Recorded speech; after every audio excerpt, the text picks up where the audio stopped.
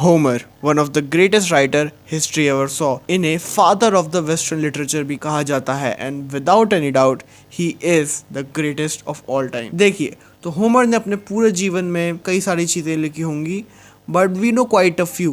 Odyssey and Iliad are two of them. Other are Betrocho Mayomachia. I am sorry अगर मैंने इसकी pronunciation गलत करी हो। और if you don't know कि ये स्टोरी पैरोडी है इन्हीं की पोएम इलियाड का, और जिसको ट्रांसलेट करके इसको नाम दिया गया the battle of frogs and ants. Homer के और भी कई सारी पोएम्स है जैसे मार्गेटिस, और ये भी कॉमेडी है। Is that history repeating itself कि कॉमेडी लिखने वाले एक दिन डिसाइड करते हैं कि भाई आज हम लॉक इन करेंगे, देन दे ड्रॉप बैंगर और उसके बाद हिस्ट्री का कोर्स ही बदल जाता है। वैसे होमर के एपिक पर बात करें, that is Iliad and Odyssey. Let me tell you one thing very clearly कि ओडिसी और इलियाड ये दोनों बुक अपने आप में कंप्लीट स्टोरी नहीं है। ये पूरी स्टोरी कवर नहीं करती है ऑफ ट्रोजन वॉर और उसके आफ्टर मैथ्स की। यहाँ तक कि इलियाड में हमें ट्रोजन हॉर्स वाला इंसिडेंट भी देखने को नहीं मिलता है। इलियाड में हमें मोटा मोटा जो ट्रोजन वॉर 10 साल चली थी उसमें 10वें साल की स्टोरी दिखाई जाती है, और वो भी खत्म हो जाती है जब अकीलीस हेक्टर को मार देता है। और फिर ओडिसी शुरू होती है जो वॉर खत्म होने के बाद की स्टोरी है। तो इसका मतलब इलियाड और ओडिसी पढ़ लेने से आपको पूरी स्टोरी नहीं पता चलेगी। तो इसीलिए शुरू से शुरू करते हैं। तो शुरू से शुरू करने के लिए हमें शुरुआत करनी होगी सेटिंग से। See, Troy was one of the strongest nation of that time, और वहाँ के एक राजा थे जिनका नाम था किंग प्रियम, और उनके 100 बच्चे थे, 50 लड़के और 50 लड़कियां। और उन सब में से उनका सबसे बड़ा बेटा और उनका सबसे फेवरेट बेटा था हेक्टर, और इनकी 50 बेटियों में से उनकी एक बेटी थी कैसेंड्रा, और उनका एक बेटा और था जिसका नाम था पैरिस। किंग प्रियम के ये 3 बच्चे मेन हैं क्योंकि स्टोरी मेजरली इन्हीं तीनों के अराउंड घूमती है, और इन तीनों में भी मेजरली हेक्टर और पैरिस के बीच में। तो अगर बात करें पैरिस के बारे में, तो पैरिस जब पैदा हुआ तो उसको लेकर एक प्रोफेसी करी गई थी कि पैरिस जो है और ट्रॉय का डिस्ट्रक्शन लेकर आएगा। तो पैरिस की जो माँ थी क्वीन हेबेका, वो डिसाइड करती है कि वो इस बच्चे को मार देगी, बट सिंस वो उनकी माँ होती है तो उनको उस पर दया आ जाती है। तो एक शेफर्ड को पैरिस दे देती है और कहती है इसको ले जाके मार दो, बट शेफर्ड को उस नन्हे पैरिस पर दया आ जाती है और वो उसे चुपचाप लेके चला जाता है, और फिर वो उसे अपने बेटे की तरह बड़ा करता है। किंग प्रियम के बाकी 2 बच्चे हेक्टर और कैसेंड्रा की बात करें तो Hector was one of the strongest soldier of that time. वो अपने टाइम का one of the greatest soldier था, और कहा जाता था उसके होते हुए ट्रॉय को कभी कोई जीत नहीं सकता। कैसेंड्रा जो इनकी बेटी थी, उनकी स्टोरी कुछ ऐसे जाती है कि गॉड अपोलो ने उन्हें एक बार अप्रोच करा था कि वो उनको पसंद करते हैं। उसके बदले में अपोलो ने कैसेंड्रा को एक वरदान भी दिया था कि वो फ्यूचर देख सकती है। कैसेंड्रा ने अपोलो को मना कर दिया कि वो उसमें इंटरेस्टेड नहीं है, और इसी बात पर अपोलो को गुस्सा आ गया और अपोलो ने उसे श्राप दे दिया कि तुम जो भविष्य देखोगी वो तुम किसी को बताओगी तो तुम्हारी कोई बात नहीं मानेगा। अपोलो ने श्राप दे दिया। क्या मार चौध रहा है सच्ची में? ट्रॉय के पास 3 सबसे बड़े खजाने थे। सबसे पहला उनका फॉर्च्यून, उनकी वेल्थ, दूसरा हेक्टर खुद, और तीसरी थी उनकी वॉल्स जिसको इनपेनिट्रेबल कहा जाता था कि जब तक वो वॉल्स खड़ी हैं तब तक ट्रॉय का परचम हमेशा लहराता रहेगा। ये तो हो गया ट्रॉय का सेटअप कि जहाँ पर हमारी वॉर लड़ी जाएगी, पर सवाल यह है कि ये वॉर लड़ी किस लिए जाएगी, और उस वॉर का कारण भी बहुत जल्द आ चुकी थी।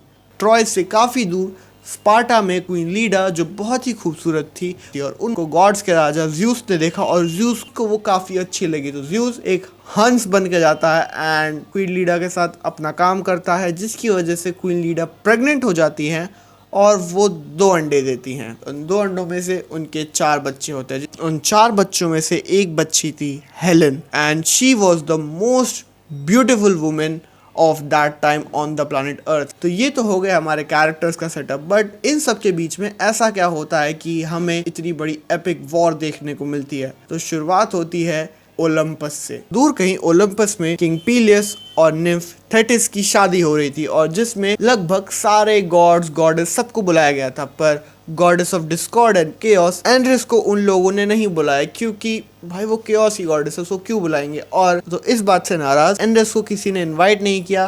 वो काफ़ी ज़्यादा गुस्से में चली गई थी, उसको लगा कि डिसरिस्पेक्ट है। तो वो डिसाइड करती है कि अब वो लेगी बदला, और वो बदले के लिए क्या करती है, वो एक गोल्डन एप्पल लेती है और उस पर लिखती है टू द मोस्ट ब्यूटीफुल, और ये कह के वो उस एप्पल को फेंक देती है ओलंपस में, और ये एप्पल जाता है अथीना, एफ्रोडाइटी और हेरा के पास। और जब वो तीनों इस चीज को पढ़ती हैं, वो तीनों एक दूसरे से झगड़ने लगती हैं और अपने इस झगड़े को सुलझाने के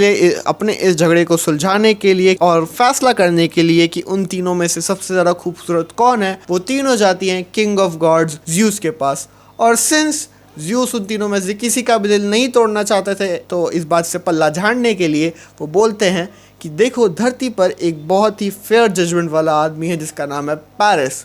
तुम उसके पास जाओ, वो तुम्हें बताएगा तुम तीनों में से सबसे ज़्यादा खूबसूरत कौन है। और इसके बाद वो तीनों जाती हैं पेरिस के पास। सिंस ये ग्रीस है तो यहाँ पे गॉड जो हैं वो इंसानों की तरह ही बिहेव करते हैं। तो अब वो तीनों डिसाइड करते हैं कि वो पेरिस को ब्राइब करेंगे, वो पेरिस को घूस देने की कोशिश करते हैं और तीनों अलग अलग चीजें ऑफर करती हैं। हेरा पेरिस को ऑफर करती हैं कि वो उसे पावर देगी। अथीना उसे कहती है कि वो उसे हर तरीके मार्शल आर्ट्स में निपुण बना देगी कि उसे कभी कोई हरा ना पाए। एफ्रोडाइटी उसे ऑफर करती है कि वो उसे इस दुनिया की सबसे खूबसूरत लड़की से शादी करवा देगी। और since Paris at the end of the day था तो लड़का ही, तो गेस व्हाट, उसने किसको चूज करा? उसने एफ्रोडाइटी को चूज करा। एफ्रोडाइटी उसको बोलती है कि ठीक है, तुम्हें इस दुनिया की सबसे खूबसूरत लड़की से शादी मैं तुम्हारी करवा दूंगी और वो भी तुम्हें सामने से प्यार करेगी। तुम्हें बस स्पार्टा जाना है। और स्पार्टा में कौन रहती है? हेलन। तो इसके बाद पेरिस अपना बोरिया बिस्तरा बांधता है, एक जहाज लेता है और निकल पड़ता है स्पार्टा की तरफ। चल चल चल चल चल, गाड़ी स्टार्ट कर। चल चप्पल छूट गया। हम फर्स्ट गाड़ी चला। यहाँ स्पार्टा में सिचुएशंस काफी ज्यादा अलग थी। देखो, हेलेन अपनी उम्र के साथ साथ बहुत ज़्यादा खूबसूरत हो गई थी और सिंस उसकी शादी की उम्र भी हो गई थी, तो फिर हेलेन के जो पिता हैं जो उसे पाल रहे थे, क्योंकि उसके एक्चुअल पिता तो ओलंपस में है, तो वो डिसाइड करते हैं कि अब होगा हेलेन का स्वयंवर। और वो जगह जगह से किंग्स को, प्रिंस को, वेल्दी लोगों को इनवाइट करना शुरू करते हैं। हेलेन इतनी ज़्यादा खूबसूरत थी और स्पार्टा का राज्य इतना ज़्यादा बड़ा था, जो हेलेन के जो पिता थे वो अब डर जाते हैं, क्योंकि ऑब्वियस सी बात है, हेलेन किसी एक को चूज करेगी तो बाकी राजा शांत तो बैठेंगे नहीं, वो लड़ाई शुरू कर देंगे। और जो स्पार्टा के किंग थे वो काफी ज्यादा बूढ़े हो गए थे, वो इतने कैपेबल नहीं थे कि वो इतने लोगों को एक साथ हरा सके। तो इतने सारे लोगों में एक बंदा था जो सबसे ज्यादा स्मार्ट था, that was Odysseus himself. Odysseus को हेलेन में कोई इंटरेस्ट नहीं था और इसका सिंपल रीजन ये था, ओडिसियस को पता था कि इतनी ज्यादा खूबसूरती सिर्फ बर्बादी ही ला सकती है। तो ओडिसियस एक ऑफर देता है कि ठीक है कि मैं इन सारे लोगों के बीच में लड़ाई नहीं होने दूंगा, बदले में आप मुझे हेलेन की कजन पेनेलोपी से शादी करवा दीजिएगा। जो राजा है वो इस बात को मान लेते हैं और गेस व्हाट, ओडिसियस क्या करवाता है? ओडिसियस सबसे कसम दिलवा देता है। क्या मार चौध रहा है सच्ची में? कि हेलेन जिसको भी चूज करेगी, सब लोग हेलेन के डिसीजन की रिस्पेक्ट करेंगे और समय आने पर अगर जरूरत पड़ी तो हेलेन को प्रोटेक्ट भी करेंगे। और हेलेन चूज करती है आगामेम्नन के ब्रदर मेलेनस को, और मेलेनस को मिलती है इस दुनिया की सबसे खूबसूरत लड़की और ग्रीस का सबसे strong kingdom Sparta. This is Sparta! यहाँ पे कैच ये आता है कि अगर हेलेन की शादी हो चुकी है तो पेरिस हेलेन को लेके कैसे जाएगा? तो इनकी शादी के बाद पेरिस आता है और पेरिस हेलेन को देखता है और हेलेन भी पेरिस को देखती है। और सिंस एफ्रोडाइटी ने ये वादा किया था, दुनिया की सबसे खूबसूरत लड़की पेरिस के प्यार में पड़ी थी और वो हो जाता है। बस जैसा मैं कहूं वैसा करना। मेरे पास प्लान, 6 दिन लड़की इन, सिर्फ 6 दिन। Wow, great. हेलेन को पेरिस पसंद आ जाता है और रातों रात पेरिस हेलेन को स्पार्टा से लेके चला जाता है और वो पहुंचते हैं ट्रॉय में। मेलेनस जो कि उस टाइम बाहर गया हुआ था, वो वापस आता है और देखता है कि उसकी बीवी भाग गई है। तो वो अपने भाई आगामेम्नन के पास जाता है और उससे कहता है मेरे साथ अन्याय हुआ है, मेरे साथ अन्याय हुआ है, क्योंकि वो पेरिस मेरी बीवी को उठा के लेके गया है। अब शुरू होता है सोल्जर्स, वॉरियर्स, हीरोज, इन सबको इकट्ठा करना। पूरे ग्रीस के स्ट्रॉन्गेस्ट सोल्जर्स को इकट्ठा किया जाता है। Ajax the lesser, Ajax the greater, Achilles, Odysseus, इन सबको इकट्ठा किया जाता है। जब ओडिसियस के पास आगामेम्नन और उसके भाई जाते हैं, ओडिसियस अपनी फैमिली को छोड़ के जाना नहीं चाहता था, तो वो फेक करता है कि वो पागल हो चुका है, जिसके लिए वो पागलों की तरह खेतों में जाता है और वहाँ पर वो खेत को जोतना शुरू करता है, एक भैंस घोड़े को हल से बांधकर। और क्योंकि आगामेम्नन वाज स्मार्ट इनफ, उसको पता चल जाता है कि ये बंदा नाटक कर रहा है। ओडिसियस का झूठ पकड़ा जाता है और उसको ज़बरदस्ती लेके चले जाते हैं वो लोग। शिट! और इसके बाद निकलती है 1000 शिप्स।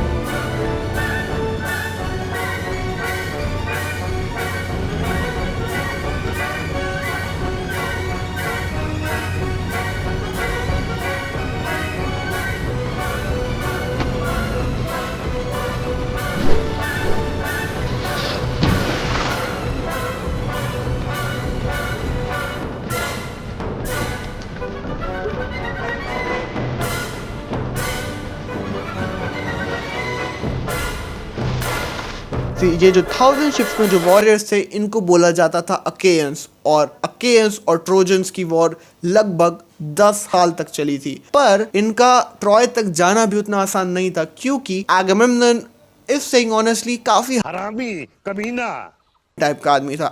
एगमेम्नन ने काफी समय पहले गॉड अपोलो के एक काफी सेक्रेड हिरन को मार दिया था।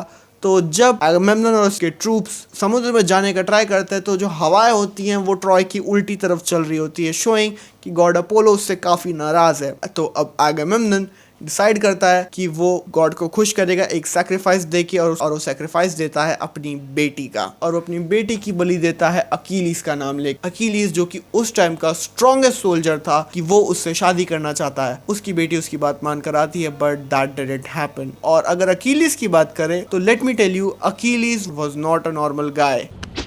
There's nothing near about that mortal. तो अगर मैं आपको बताऊं तो अकीलीस एक नॉर्मल वॉरियर नहीं था।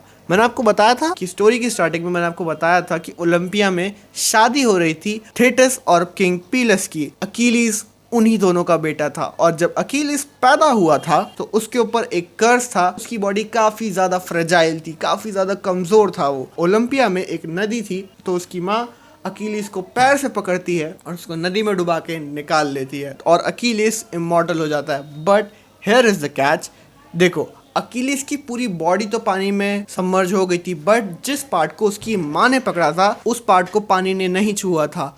तो अकीलीस की जो प्राण थे वो उसी पार्ट में थे, और वो उसी पार्ट पे सबसे ज्यादा वल्नरेबल था। और तुम इसे एक तरीके का चेक ऑफ गन भी कह सकते हो, क्योंकि आगे जाके यहाँ पे गन तो नहीं पर बाण जरूर लगता है। और ऐसा सिमिलर ही कुछ दुर्योधन के साथ भी हुआ था, कि महाभारत के अंतिम युद्ध में जब दुर्योधन के सारे भाई मर चुके थे, सिर्फ दुर्योधन ही बचा था, तो उसकी माँ उसे कहती है कि तुम गंगा से स्नान करके उसी अवस्था में आओ जिस अवस्था में तुम पैदा हुए थे। तो दुर्योधन वैसा ही करते हैं, पर रास्ते में उन्हें कृष्ण मिल जाते हैं और वो उनसे कहते हैं, अरे अपनी माता के सामने ऐसे थोड़ी जाओगे, काम करो, ये कमर के पास एक पत्ता बांध लो। तो दुर्योधन वैसा ही करता है। दुर्योधन की माँ जब अपनी आंखों की पट्टी हटा के उसे देखती है तो उसका पूरा शरीर वज्र का हो जाता है, एक्सेप्ट दैट वेस्ट पार्ट, और उसी पार्ट बार खा के दुर्योधन मर जाता है। इसी Trojan, Helen of Troy, Iliad, Odyssey, इन सब में महाभारत और रामायण से सिमिलैरिटीज हैं। If you don't know, Achilles को जो बाण था वो उसकी एड़ी पर आके लगा था, and if you don't no, भगवान कृष्ण को भी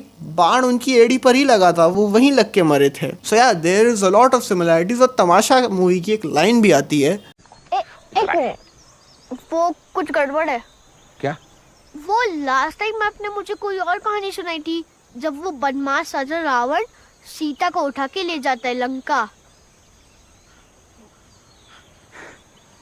तो क्या तकलीफ है?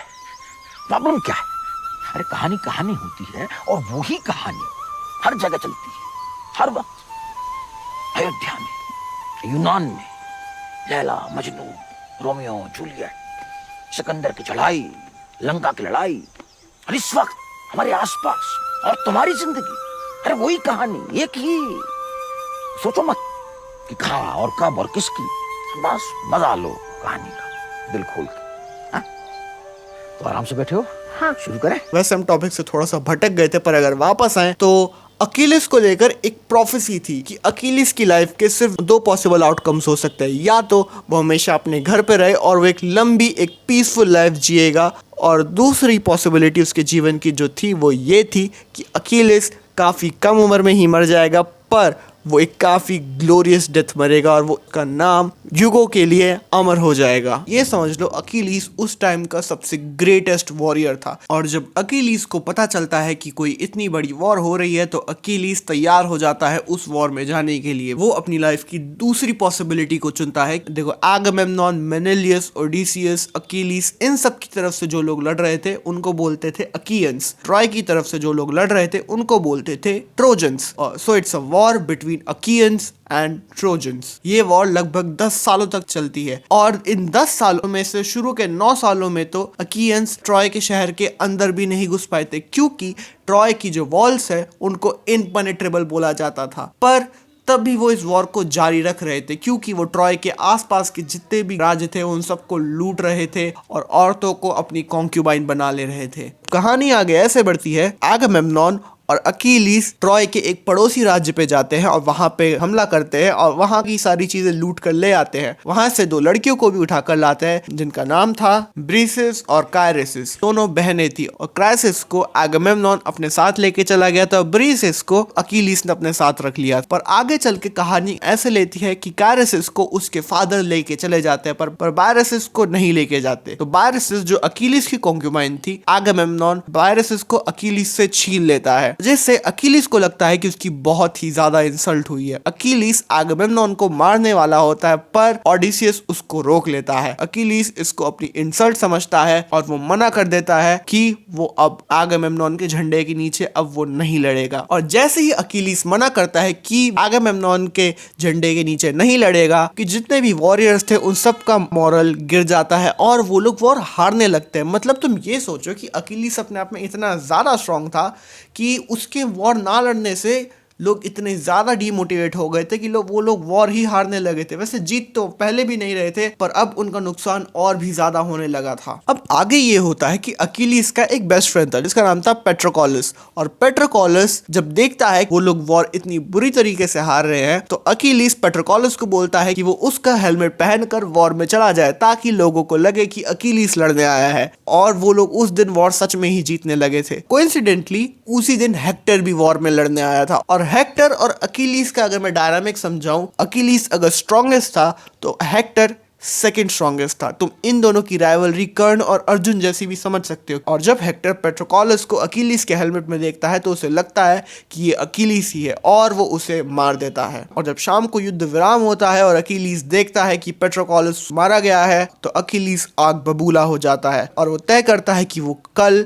हेक्टर को चुनौती देगा और वो उसे जान से मार देगा। और अगले दिन फाइट शुरू होती है हेक्टर और अकीलीस की। ये फाइट काफी ज्यादा क्लोज जाती है। वो दोनों काफी घंटों तक एक दूसरे से लड़ते हैं। अंततः हेक्टर हार जाता है और जो हेक्टर है वो अकीलीस में अपनी मौत को देखता है और वो उससे कहता है, हेक्टर अकीलीस से कहता है कि देखो तुमने मुझे हरा दिया है और तुम मुझे मार भी सकते पर मेरे शरीर की लाज रखना है because I am a warrior. और जैसे ही हेक्टर अपनी बात पूरी करता है अकीलीस अपने स्पीयर को हेक्टर की गर्दन में डाल देता है और हेक्टर वहीं मर जाता है। इसके बाद भी अकीलीस का गुस्सा शांत नहीं हुआ था। वो हेक्टर की बॉडी को लेता है, उसको अपने चैरियट से बांधता है और ट्रॉय शहर के चारों तरफ घसीटने लगता है। और फिर अकीलीस हेक्टर की बॉडी को वापस भी नहीं करता और अपने साथ ही रख लेता है। शाम को जब उस दिन का युद्ध खत्म होता है तो हेक्टर के फादर अकीलीस के पास आते हैं और उसके सामने हाथ जोड़ते हैं कि वो हेक्टर की बॉडी को वापस कर दे। अकीलीस जब हेक्टर के रोते हुए पिता को देखता है तो उसमें अपने आप को देखता है कि वो कैसा फील कर रहा था जब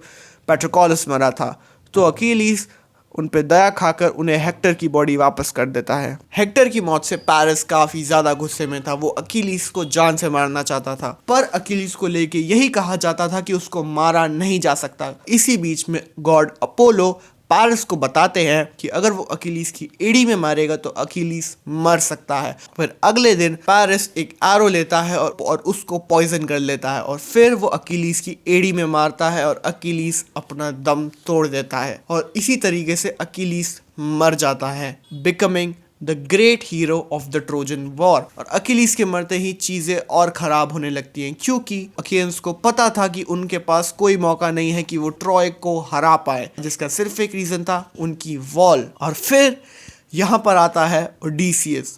ओडिसियस भले ही सारे अकीलीस में सबसे स्ट्रॉन्गेस्ट नहीं था पर वो सबसे स्मार्टेस्ट था। ओडिसियस आइडिया देता है ऑफ द ट्रोजन हॉर्स। लकड़ी के घोड़े का बड़ा सा एक स्ट्रक्चर बनाए जो कि अंदर से खोखला हो और उसके अंदर ग्रीस के माइटीएस्ट सोल्जर्स को भर दिया जाए और वो सब बीच पर ही उस घोड़े को छोड़ के चले जाएंगे और बाकी सब छुप जाएंगे। एक को वो बलि का बकरा बनाते हैं जो वहां खड़ा होकर उनको बोलता है ग्रीक्स ने अपनी हार मान ली है और ये तोहफा उन्होंने ट्रोजन्स को दिया है। ट्रोजन्स इस बात पे भरोसा कर लेते हैं और वो उस घोड़े को अंदर आने देते हैं और जैसे ही रात होती है वो सब घोड़े के नीचे का दरवाजा खोलकर बाहर आ जाते हैं और अंदर से शहर का दरवाजा खोल देते हैं। आधी रात में ग्रीक की पूरी सेना ट्रॉय के अंदर घुस जाती है और वो शहर को बर्बाद करना शुरू कर देते हैं। एक ही रात में ट्रॉय का पूरा शहर बर्बाद हो जाता है। मेनेलियस इन सारी चीजों में पेरिस को ढूंढ रहा था और जैसे ही वो पेरिस को देखता है उसमें